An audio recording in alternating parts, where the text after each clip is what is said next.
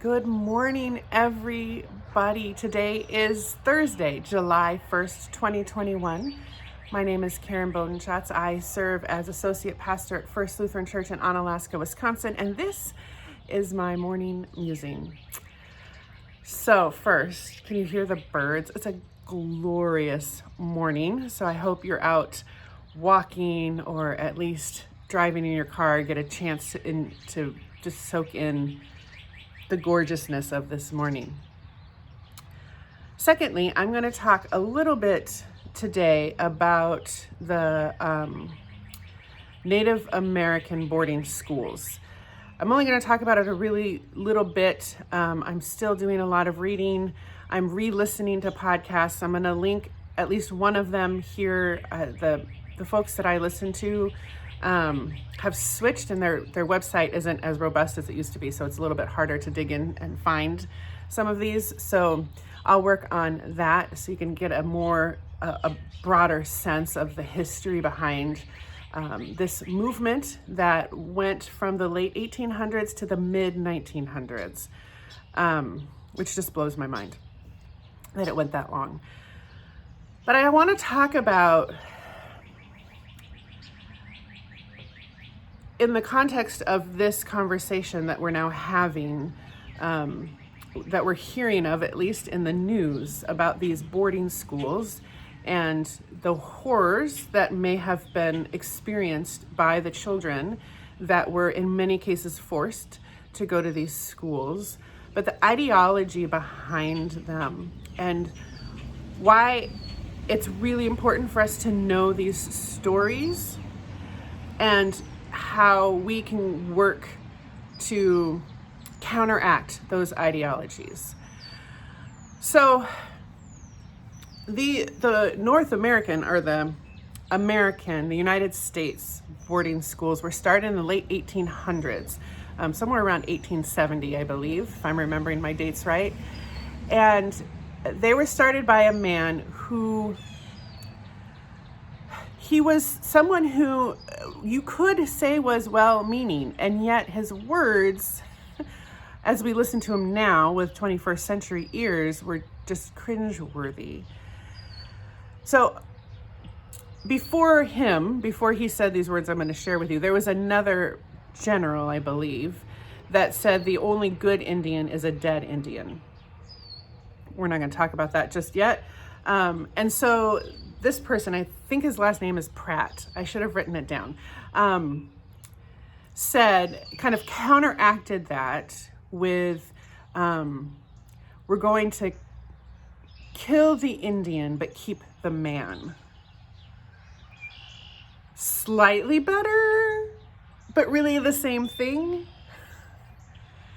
And this idea is both rooted in the 14th century idea of race, which really is ethnicities, and the hierarchy of that race that we see coming about as a way to describe, as a way for Northern Europeans to describe the different ethnic groups that they're encountering in the world as they're moving about.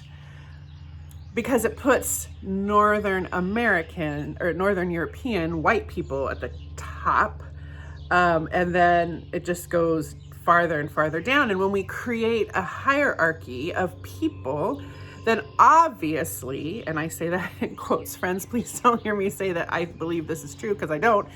Obviously, anybody below that higher tier, that higher rung of this ladder, needs to be brought up to snuff, needs to be educated, needs to be cultured, needs to know how to be civilized.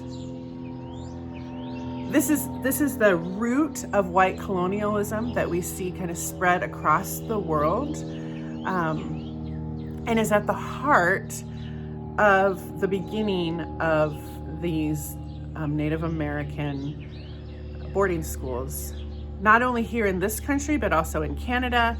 And Canada has been the one that's been in the news, but it has caused our leaders, especially our new leaders in the Interior Department, to begin to investigate even further into the schools that were founded here. And there was a whole system that went from the West all the way to New England, right? So we have this huge system of oppression that was designed to civilize Native American children. And that, friends, well, first of all, it lives in us. It has been passed down from generation to generation. Even if our own parents would never talk like that, it's still in the air that we breathe and the water that we drink. And in the history we're taught. So that's one part. But the second is also to, and I guess, no, I hear this a lot here too, to think that somehow people who live differently than we do aren't as good, or who don't live to the American ideal, then something must be wrong with them and they need to be civilized or cultured or educated. So that's what I'm going to say about that for now. I'm going to continue to listen and to read.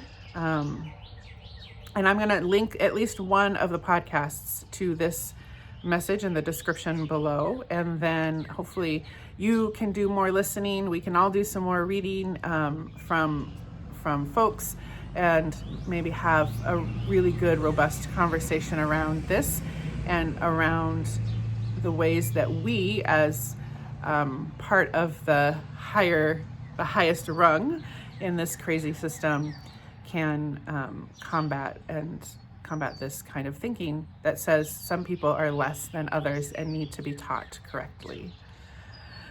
So I am thinking about putting together a discussion group later in July. And so probably we'll post several musings around this topic, and then talk a little bit about what that conversation might look like. Until then, friends, be well, be kind. Christ is with you.